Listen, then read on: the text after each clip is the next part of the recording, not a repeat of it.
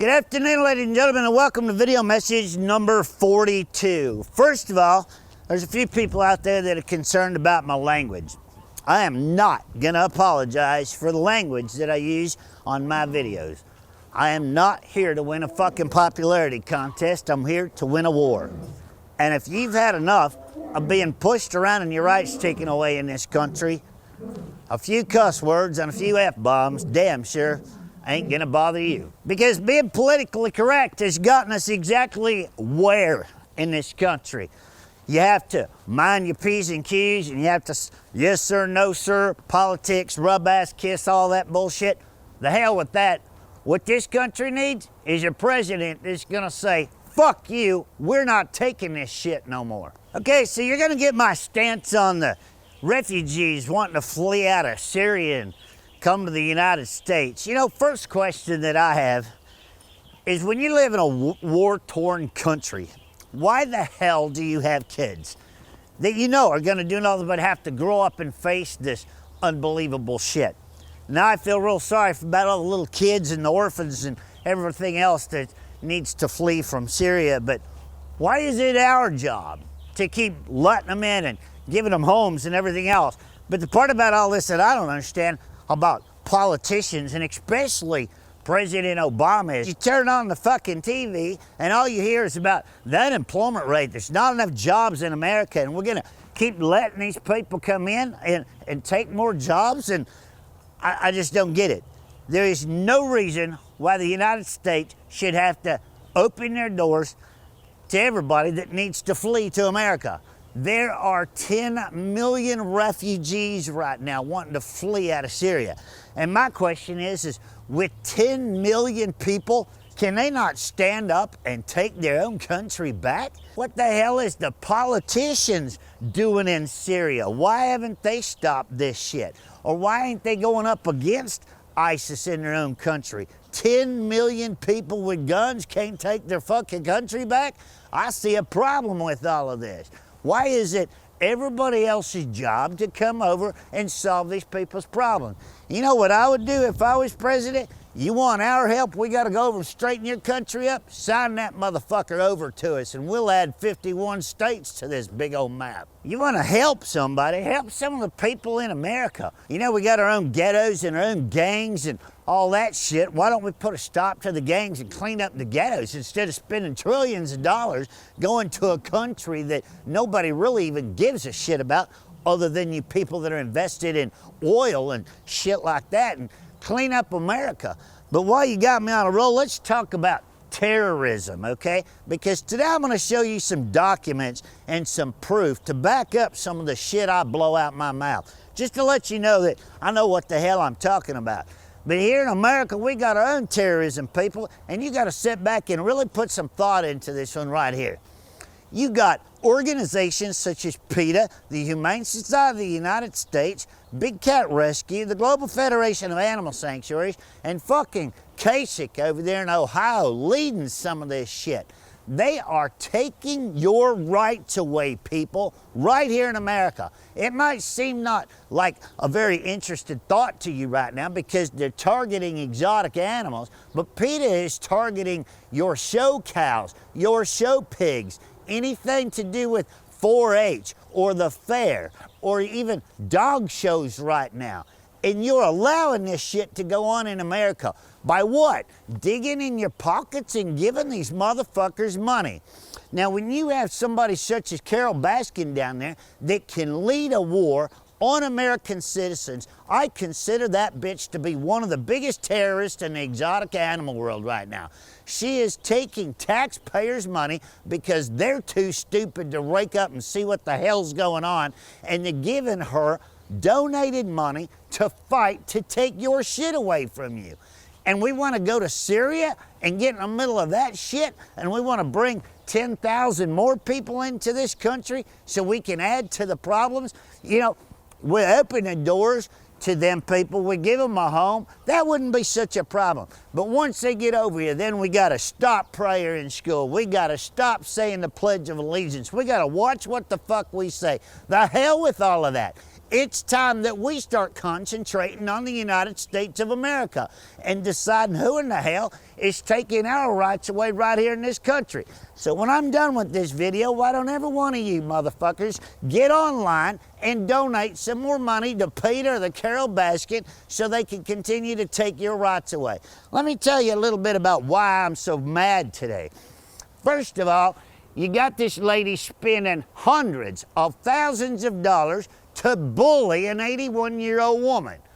And you're gonna support that shit. You just as well be labeled a terrorist yourself. Be fucking with an 81-year-old lady that's got a couple of years of her life left, and you're funding this bullshit. So we're gonna take and we're gonna get behind a couple politicians. My offer to anybody that would give me 30 minutes is no longer on the table.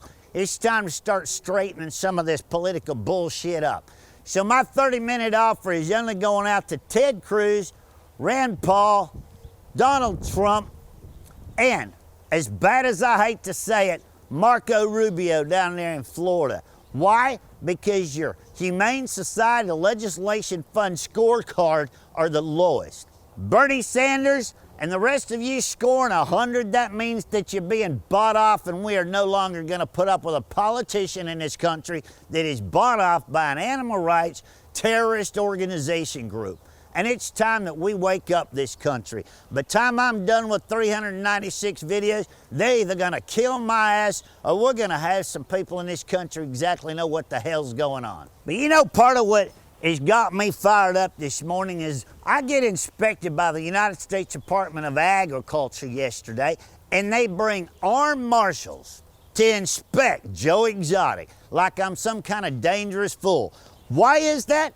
Because a couple of years ago I was sandbagged on CNN, and they wanted to interview me here at this zoo. I said, sure, let's do an interview. First words out of their mouth was, PETA this and PETA that. And you bet your ass I got pissed off. And I said those very exact words. If PETA, the Humane Society, or Carol Baskin ever walk in this zoo and try and take my animals without me breaking the law, or a government agency coming in here to do it for them, you bet your ass it's gonna be like a small Waco. And that's what I said on TV. So what do they do today? They label me as a fucking terrorist, thanks to Tim Harrison over there in Ohio.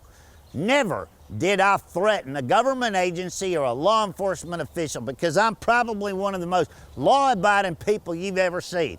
I am 52 years old and I have never even had a speeding ticket.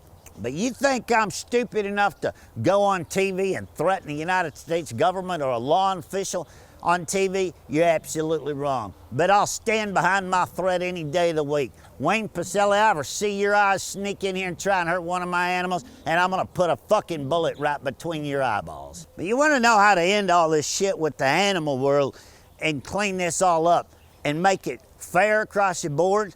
As much as I disagree with the USDA, the way they're run anymore, and the way that they have animal rights people working for a government agency, the thing to do is initiate another organization within the USDA. They are currently classifying you as an exhibitor, a breeder, or a broker.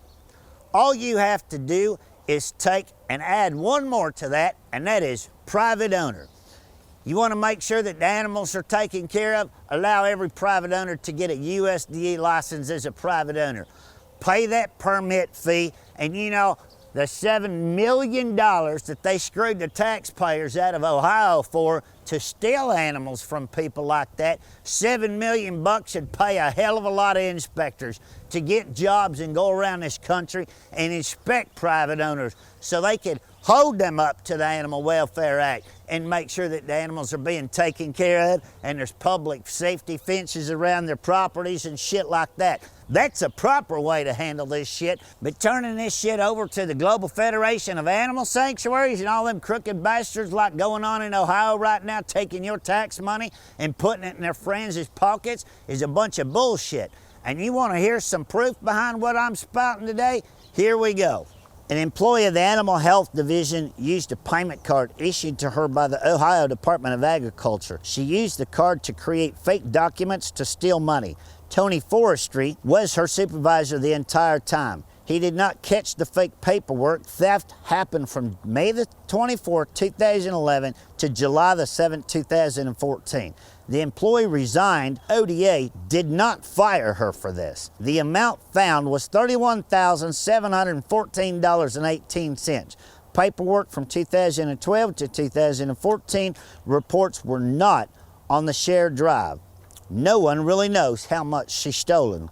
February the 14th, 2014, the employee was given a 3-day suspension for stealing $31,000 by the Department of Agriculture in Ohio. After the suspension, the employee resigned from the ODA. Friday, May the 30th, 2014, an employee calls the supervisor and states if she was being investigated. 2014, on June the 2nd, the employee asked to come into the ODA to speak. The employee was asked why she falsified travel records. The employee stated Dr. Forestry told her to get her travel mileage submitted, and she didn't have what she needed to submit them, so she falsified information. When she was asked who approved her travel mileage, some of them she stated she did herself, the others were approved by Dr. Forestry. Gary Hills submitted that report. June the 2nd, 2014, the employee resigned.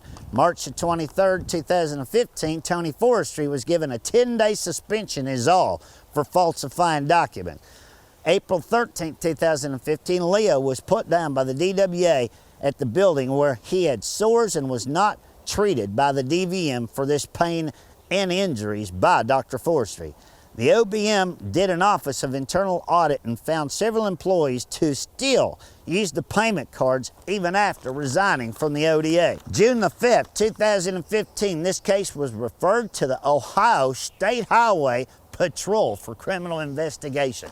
So there you have it, some of the proof and all the facts that what are they doing for people that are stealing $31,000 plus? They don't even really know how much is stolen out of the ODA over there. Out of your tax dollars, ladies and gentlemen. And the worst that they get, 3-day suspension and a 10-day suspension. And they put them right back into the same positions.